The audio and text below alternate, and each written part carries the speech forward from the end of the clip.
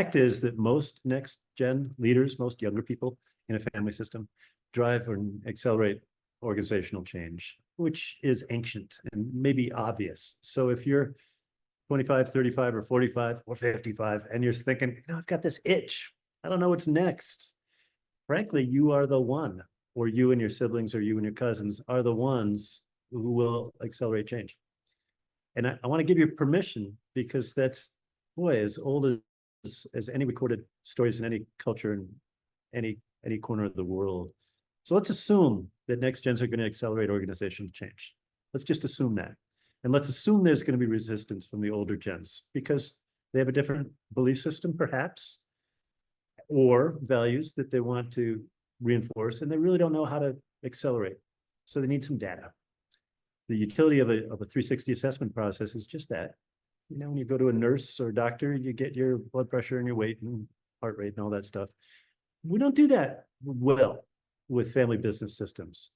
So we need a little data to accelerate the process. Yeah, and the other side of it too, I like what you said about the resistance from the elders. You know, there's a lot of wisdom that's been there.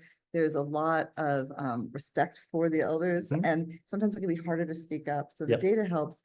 And also understanding that resistance to change and resistance to new ideas and innovation often comes from not so much of a fear of change, but a real fear of loss of identity, role, respect, prestige. And so that's the biggest fear. Yeah. Yeah. And the having like an assessment to help the data, and then understanding the point of view of everyone that's involved and is going to be impacted by having new leadership take on important roles within the business is so helpful. And having the time to go through those too. I think one of the other things that really helps in families is when there's a sense of let's take the time and do this right. And there's no better time than the present to help build leadership abilities. And then if there's resistance to it, I'd say the other thing that really is helpful to consider is promoting the ROI that can happen with it, right? Whenever you invest in leadership development in a business, any business person understands that it's only going to benefit the bottom line of the business.